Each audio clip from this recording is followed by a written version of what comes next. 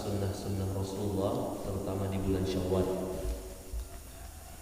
Ketika kita belum sempurna melakukan sunnah Rasulullah, maka hendaknya kita berdoa kepada Allah Subhanahu wa Ta'ala agar Allah Subhanahu wa Ta'ala mempertemukan kita kembali, bukan hanya dengan bulan Ramadan, tetapi sampai masuk ke Syawal tahun depan. Karena ada amalan yang sederhana, hadisnya sahih, ada amalan di bulan Syawal yang telah berlalu baru ini, yang amalannya sederhana tetapi pahalanya besar sekali. Hadisnya sahih. Apa itu? Yang insyaallah semoga kita semua sudah menunaikannya. Apa itu? Puasa sunnah 6 hari di bulan Syawal. Kata baginda Nabi Muhammad SAW dalam banyak riwayat, di riwayat Ahmad bin Hanbal Al-Musnad, kitabnya Al-Musnad, di riwayat Imam At-Tirmizi dalam kitabnya As-Sunan, kata baginda Nabi, "Man shoma Ramadhana thumma atba'ahu sittan min Syawal, fakana siyamud dahr." Dalam riwayat lain, "Fadzalika siyamud dahr." Barang siapa yang berpuasa Ramadan, menyempurnakan bulan Ramadan, kemudian menambahkan 6 hari, hanya 6 hari puasa sunnah di bulan Syawal, maka pahalanya seperti puasa selama setahun. Di riwayat lain, maka dia dianggap telah berpuasa selama setahun penuh. Nah itu. Ya, ketika kita belum sempat menyempurnakan itu, maka semoga Allah Subhanahu wa Ta'ala pertemukan kita kembali dengan bulan Syawal tahun depan. Amin amin. Kemudian selawat serta salam untuk baginda Nabi Muhammad SAW. Semoga selawat dan salam kita serta doa kita sampai kepada baginda Nabi Muhammad SAW. Alhamdulillah, kita melanjutkan tema kajian hadis singkat kita pada subuh hari ini. Hadis ke-10 dalam kitab Arba'in An-Nawawi. Hadisnya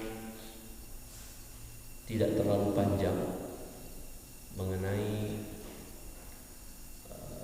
ini terkait dengan makanan. Hadis ini terkait dengan apa yang masuk ke dalam tubuh kita dan apa yang melekat dalam tubuh kita.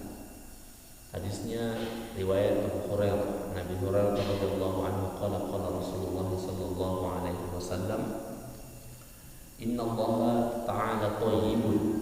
Sesungguhnya Allah itu maha baik, wa la yaqbalu illa thayyiban. Dan beliau, Allah Subhanahu wa Ta'ala, maksudnya Allah itu tidak menerima kecuali yang baik-baik. Wa inna Allah amara al-mu'minina bima amara bihil mursalin. Sesungguhnya Allah itu memerintahkan ke seluruh orang-orang mukmin sebagaimana perintahnya ke seluruh rasul. Inna Allah amara al-mu'minina bima amara bihil mursalin. Wa qala ta'ala, maka Allah Subhanahu wa Ta'ala berfirman, dan ini juga ada ayatnya dalam Al-Quran, "Ya ayyuhar rusul kulu minat thayyibati wa'malu shalihan." Wahai sekalian para rasul, kulu minat thayyibat, makanlah apa-apa yang baik, tentu dari rezeki Allah Subhanahu wa Ta'ala, wa'malu shalihan, dan beramal salihlah, berbuat baiklah. Wa qala ta'ala, dan Allah Subhanahu wa Ta'ala juga berfirman dalam ayat lain, "Ya ayyuhalladzina amanu," wahai orang-orang yang beriman, "Kulu min thayyibati ma razaqnakum." Makanlah, wahai orang-orang yang beriman, makanlah dari yang baik-baik, dari apa yang kami rezekikan kepada kalian. Jadi Allah Subhanahu wa Ta'ala ketika memerintahkan para mukmin, maka sesungguhnya perintah itu juga sudah disebutkan sebelumnya untuk para rasul. Ketika diperintahkan orang-orang mukmin, maka perintah itu juga sudah dilakukan oleh para rasul sebelumnya terkait dengan makanan, menjaga yang baik-baik, yang halal, yang masuk ke dalam tubuh kita. Dan ayat yang lain juga tadi ada ayat khusus untuk orang-orang beriman. Ya ayyuhalladzina amanu kulu min thayyibati ma razaqnakum, makanlah dari rezeki dari kami yang baik-baik. Jadi bukan hanya yang halal, tetapi juga yang baik, halalan thayyiban. Jadi ketika kita makan makanan, bukan hanya halalnya diperhatikan, tetapi baiknya juga. Karena ada yang halal tetapi tidak baik bagi kita, ada yang halal baik bagi orang lain, tidak baik bagi kita. Nah, ini ayat menyinggung kita ketika ada hal-hal yang halal tetapi itu bisa jadi mencederai kita, membuat kita sakit, maka Allah Subhanahu wa Ta'ala sebenarnya sudah melarang kita. Nah, kita lebih tahu makanan itu apakah baik untuk kita atau tidak. Ketika kita punya penyakit tertentu, ada makanan-makanan yang halal tetapi kita sakit dengan penyakit tertentu, tentu kita tidak boleh memakan makanan yang walaupun itu halal tetapi bisa jadi membuat kita tambah sakit. Allah melarang kita. Karena kita dilarang oleh Allah untuk menyakiti, membunuh diri, menyakiti diri sendiri. Jadi halalan thayyibah.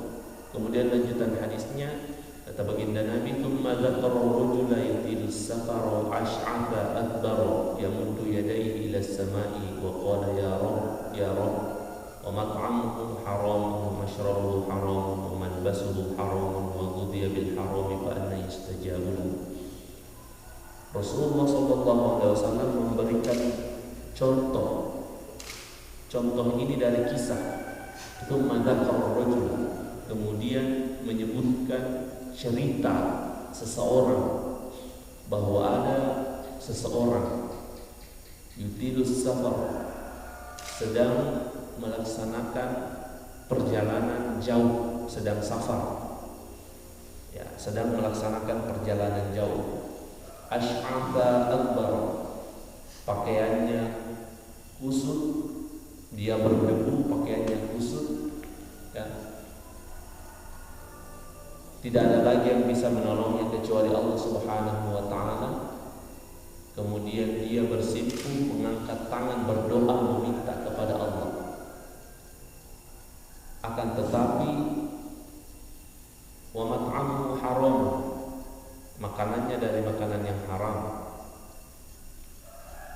Minumannya wa mashrabuhu haram, minumannya dari minuman yang haram. Wa malbasuhu haram, pakaiannya dari pakaian yang haram. Wa ghudhiya bil haram, dia dikenyangkan oleh hal-hal yang haram. Fa anna yustajabu, bagaimana mungkin doanya diterima? Jadi ada etika berdoa, ada syarat dikabulkannya doa. Ini adalah syarat dikabulkannya sebuah doa. Pertama, hal-hal yang haram harus kita jaga, jangan sampai masuk ke dalam tubuh kita. Kenapa Rasulullah SAW menyebutkan kisah seseorang dalam perjalanan jauh? Pertama, karena Rasulullah menggambarkan atau memberitahukan kepada kita waktu mustajab doa, waktu-waktu di mana doa itu mudah dikabulkan. Nah, dalam hadis ini salah satu waktu dikabulkannya, mudah dikabulkannya doa itu adalah ketika perjalanan jauh, ketika safar. Jadi banyak hadis lain juga ada waktu mustajab doa. Jadi Rasulullah SAW kadang memberi kita isyarat. Nah, isyarat itu nanti kita bisa baca, baru kita tahu bahwa itu waktu mustajab doa. Jadi banyak hadis lain. Ada bainal adzanaini, kata baginda Nabi, bainal adzanaini, di antara dua azan, maksudnya di antara azan dan iqamah. Nah, itu waktu mustajab doa. Ketika sujud, kata baginda Nabi Muhammad SAW, waktu yang paling dekat seorang hamba dengan Tuhannya adalah ketika bersujud. Nah, itu memberi isyarat. Rasulullah kadang tidak menyebutkan waktu mustajab doa, tetapi beliau memberi isyarat dengan bahasanya. Nah, kita harus tangkap bahasa itu supaya kita tahu. Salah satu waktunya tadi juga ketika sujud. Jadi waktu mudah dikabulkannya doa itu ketika sujud. Tadi ketika azan, ketika hujan.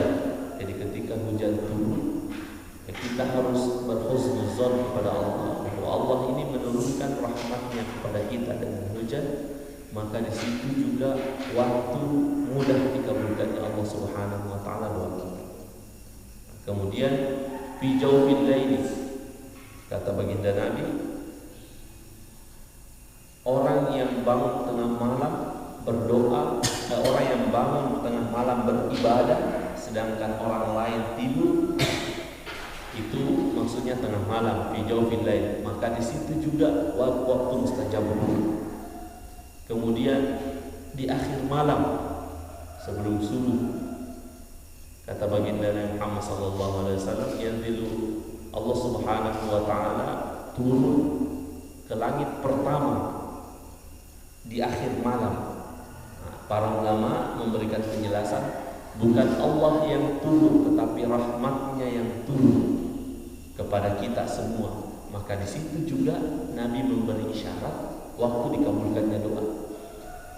Kenapa kita memahami bahwa Allah Subhanahu wa taala turun rahmatnya ke langit pertama, kemudian membagikan ke seluruh manusia? Bukan Allah yang turun, karena setiap malam itu kita mengalami tengah malam, akhir malam. Maka ketika Allah dimaknai Allah yang turun ke langit, maka Allah tidak pernah dialami, karena setiap malam seperti itu. Nah, maka para ulama memberikan takwil bahwa yang turun bukan Allah, tapi yang turun itu rahmat Allah Subhanahu wa taala.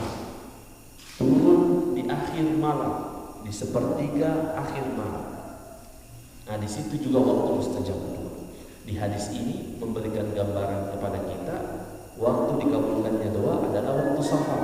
Jadi ketika kita sedang melaksanakan perjalanan jauh, maka di situ juga kita waktu dikabulkannya doa, maka gunakan kesempatan untuk berdoa meminta kepada Allah Subhanahu wa taala. Kemudian tadi Rasulullah menyebutkan seseorang sedang melaksanakan perjalanan jauh, maka sebenarnya dia mudah dikabulkannya doa di situ. Laki-laki tersebut mendapati waktunya waktu mustajab doa karena dia sedang melaksanakan perjalanan jauh. Kemudian dia merasa susah. Nah, berarti ketika kita dalam keadaan susah, di situ juga waktu mustajab doa. Dalam hadis lain, ketika kita terzalimi, maka mudah dikabulkannya. Maka kita sering mendengar ungkapan doa orang yang terzalimi itu makbul. Nah, di situ juga ketika kita mengalami kesusahan, kesulitan, di situ waktu mudah dikabulkannya doa kita. Nah, laki-laki tersebut ketika mengadakan perjalanan jauh, dia sangat susah, pakaiannya kusut, tidak ada lagi yang bisa menolongnya kecuali Allah. Maka dia juga berada dalam satu momen perjalanan, kemudian dia juga berada dalam kesulitan, maka dia berada di waktu dikabulkannya doa. Kemudian lanjutan hadisnya, yamuddu yadayhi ila sama, kemudian dia bersimpuh mengangkat tangannya ke langit. Berarti Rasulullah memberikan isyarat ketika kita berdoa, waktu yang mudah dikabulkan atau keadaan mudah dikabulkannya doa, yaitu ketika kita mengangkat tangan meminta kepada Allah Subhanahu wa taala. Nah, dalam riwayat lain, riwayat Imam Abu Dawud dalam kitabnya As-Sunan, dalam riwayatnya Imam At-Tirmidzi dalam kitabnya As-Sunan juga, Sunan At-Tirmidzi, Rasulullah sallallahu alaihi wasallam bersabda, hadisnya sahih, Inna Allah Ta'ala Inna Rabbakum Tabaraka wa Ta'ala, dalam riwayat lain, Inna Allah Ta'ala Hayyun Karimun, beliau Allah Subhanahu wa taala pemalu dan pemurah, maha pemalu dan pemurah.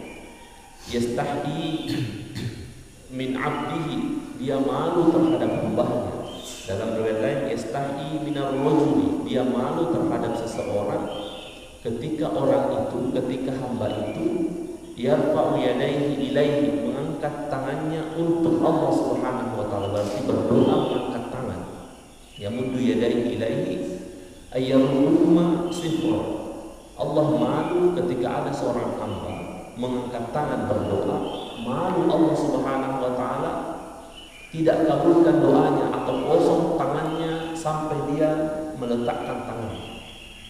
Dalam riwayat lain, ayyarruhuma sifran khaibatain. Allah malu mengembalikan tangannya dalam keadaan kosong dan hampa. Ini memberikan isyarat bahwa salah satu etika atau keadaan yang Allah mudah kabulkan doa kita adalah mengangkat tangan. Dalam hadis Nabi SAW, ketika hadis itu sahih, maka pasti tidak ada pertentangan. Tidak mungkin bertentangan hadis satu dengan hadis yang lain ketika hadis itu sahih. Nah, ada hadis sahih yang lain dari Imam Al-Bukhari. Rasulullah SAW menyuruh Anas bin Malik bahwa Rasulullah tidak pernah, ini yang sering dijadikan dalil, Rasulullah tidak pernah mengangkat tangannya ketika berdoa illa fi istisqa, kecuali ketika doa minta hujan. Dan fa innahu yarfa'u yadayhi hatta yura ibtayhi, dan sesungguhnya beliau Rasulullah SAW mengangkat tangannya setinggi-tingginya sampai kelihatan putih ketiaknya. Ketiak Nabi itu putih bersih. Nah, ini yang paling sering menjadikan dalil bahwa kita tidak boleh mengangkat tangan ketika berdoa kecuali doa minta hujan. Bagaimana caranya? Sedangkan hadis lain memberikan kita pemberitahuan bahwa Allah mengabulkan doa orang yang mengangkat tangan. Dimaknai bahwa hadis Imam Al-Bukhari itu sahih juga pasti. Rasulullah tidak pernah mengangkat tangannya kecuali fi istisqa, dan beliau mengangkat tangannya sampai kelihatan ketiaknya. Berarti mengangkat tangan lebih dari kepala. Illa fi istisqa, kecuali itu. Maka dimaknai bahwa Rasulullah itu tidak pernah mengangkat tangan setinggi-tingginya kecuali di istisqa. Dalam doa biasa, bukan meminta hujan, beliau mengangkat tangan ala kadarnya. Nah, tidak boleh bertentangan. Ada orang yang menggunakan dalil bahwa bid'ah mengangkat tangan ketika berdoa, tidak boleh mengangkat tangan ketika berdoa kecuali doa minta hujan. Nah, itu salah pengertian. Ketika kita tidak mau mengangkat tangan karena Rasulullah tidak pernah mengangkat tangan kecuali istisqa, maknanya adalah Rasulullah tidak pernah mengangkat tinggi tangannya sampai kelihatan ketiaknya kecuali istisqa. Tetapi ketika beliau berdoa biasa, beliau tetap mengangkat tangannya di waktu-waktu yang memungkinkan kita mengangkat tangan. Tapi ketika waktu yang tidak memungkinkan kita mengangkat tangan, tidak usah dipaksakan mengangkat tangan. Karena masalah mengangkat tangan ketika berdoa itu bukan masalah hukum boleh atau tidak, tetapi itu masuk masalah etika, akhlak kita kepada Allah Subhanahu wa taala. Jadi ada persoalan hukum, ada persoalan etika. Nah, etika itu di atas hukum. Etika selalu di atas hukum. Sepakat semua ulama bahwa etika, akhlak itu di atas hukum. Maka ketika kita punya kesempatan untuk berdoa, banyak riwayat lain. Rasulullah mengangkat tangannya ketika berdoa, ketika beliau tawaf. Ya, ini keterangan sahabat Nabi. Aku pernah dibonceng Rasulullah SAW di atas unta. Ketika di Arafah, beliau berdoa mengangkat tangan. Nah, berarti banyak hadis lain yang menjelaskan bahwa Rasulullah SAW mengangkat tangannya ketika berdoa. Sedangkan hadis riwayat Imam Al-Bukhari, hadisnya sahih juga bahwa Rasulullah tidak pernah mengangkat tangan kecuali di istisqa, minta hujan, dan beliau mengangkat tangannya sampai kelihatan putih ketiaknya. Nah, ini tidak bertentangan. Rasulullah tidak pernah mengangkat tangannya sampai kelihatan ketiaknya itu kecuali di istisqa. Tetapi dalam keadaan lain Rasulullah mengangkat sederhana tangannya, tidak terlalu tinggi. Jadi seperti itu. Berarti ketika ini memberikan isyarat kepada kita, ketika kita punya hajat yang betul-betul sangat kita butuhkan, maka boleh berdoa meminta kepada Allah dengan meninggikan tangan kita seperti halnya Rasulullah SAW. Kenapa sampai Rasulullah mengangkat tinggi ketiaknya? Dalam riwayat tersebut, berbulan-bulan musim kemarau sampai datang Arab Badui, Arab yang di kampung datang kepada Rasulullah, ya Rasulullah, ternak kami mati, seluruh apa yang kami tanam mati semua. Kami tahu engkau Rasulullah, maka minta kepada Allah. Maka Rasulullah naik mimbar setelah sholat minta hujan. Nah ini juga sholat sunnah, minta hujan. Beliau mengangkat tangannya dan kelihatan putih ketiaknya karena beliau mengangkat di atas mimbar. Dan beliau tidak turun tangannya sampai awan itu hitam. Dalam riwayat lain, beliau tidak menurunkan tangannya sampai turun tetesan hujan membasahi jenggotnya. Nah, berarti Rasulullah SAW berdoa dengan meminta sesuatu yang betul-betul dibutuhkan. Baru beliau mengangkat tangan ketika meminta hujan. Nah, maka boleh kita mengangkat tangan ketika berdoa, ketika itu memungkinkan dalam rangka akhlak kita kepada Allah Subhanahu wa taala. Ini hadis riwayat Imam Muslim, hadisnya sahih. Bahwasanya ada seseorang yang mengangkat tangan karena kenapa? Beliau itu laki-laki tadi itu yang Rasulullah sebutkan sangat butuh, tidak ada lagi yang bisa menolongnya karena dia dalam keadaan safar seorang diri, perjalanan seorang diri, waktu mudah dikabulkannya doa dalam perjalanan. Kemudian beliau dalam keadaan susah, nah waktu mudah dikabulkannya doa itu dalam keadaan susah. Kemudian dia bersimpuh mengangkat tangan, keadaan yang mudah dikabulkannya doa adalah ketika mengangkat tangan. Nah, terkumpul pada orang ini, Rasulullah sebutkan terkumpul pada orang ini waktu mudah dikabulkannya doa. Akan tetapi tetap tidak dikabulkannya doa. Kenapa? Karena syarat untuk dikabulkannya doa tidak dia penuhi. Apa itu? Pertama, makanannya makanan yang haram, minumannya minuman haram, pakaiannya pakaian yang haram. Dia dikenyangkan oleh hal-hal yang haram. Jadi bagaimanapun keadaan kita, apakah kita terzolimi, apakah kita bangun salat tahajud tengah malam, kemudian kita berdoa mengangkat tangan, beristighfar sebanyak-banyaknya, Allah tetap tidak akan kabulkan doa kita. Kenapa? Karena ada hal-hal yang haram masuk ke dalam tubuh kita. Berarti ada etika berdoa, ada syarat dikabulkannya doa. Dua ini harus kita penuhi. Ada juga waktu dikabulkannya doa. Walaupun waktunya mustajab, etikanya sudah kita penuhi, berakhlak kepada Allah Subhanahu wa taala. Tetapi syarat dikabulkannya doa kita tidak penuhi, Rasulullah menjamin. Di akhir hadis ini Rasulullah mengatakan, "Fa'ana istajabu," bagaimana mungkin doanya mau diterima? Maka ini perlu kita perhatikan. Yang pertama kita perhatikan yang halal haram dulu, jangan sampai ada hal-hal yang masuk ke dalam tubuh kita yang menjadi penyebab terhalangi doa kita. Yang halal, kemudian setelah kita penuhi, baru yang baik-baik lagi. Kita tidak makan yang haram, alhamdulillah kita makan yang halal saja. Tetapi yang kedua, bukan hanya halalnya, tetapi yang baik juga. Ada hal yang halal, tetapi merusak tubuh kita, berarti kita menzalimi diri kita sendiri. Allah Subhanahu wa taala tidak suka. Dalam hadis lain di An-Nawawi juga, Allah paling benci terhadap orang yang berbuat zalim. Dan Allah tidak mau ada orang yang menzalimi dirinya sendiri. Kata Allah Subhanahu wa taala, "Fala tazalamu." Jangan buat zalim terhadap diri kalian. Allah tidak suka. Maka kita berbuat zalim ketika kita makan makanan yang halal, tetapi itu tidak baik bagi kesehatan. Makanya kita harus perhatikan. Tapi yang paling penting yang pertama, yang halal haram itu dulu. Kita harus masukkan yang halal saja. Apa yang masuk ke dalam tubuh kita, apa yang melekat dalam tubuh kita, bukan hanya masuk, yang melekat juga. Karena wamat'amhu, makanan-makanan haram, minuman, ini yang masuk. Waman basuhu haram, pakaian dari pakaian yang haram. Berarti hal-hal yang melekat, yang ikut melekat, melengket dalam tubuh kita. Apakah pakaian kita, ya? Apakah jabatan kita, apakah kendaraan kita, itu hal-hal yang haram harus kita lepaskan. Harus kita lepaskan. Kalau hal-hal yang melekat dalam tubuh kita itu mudah, tinggal kita lepaskan.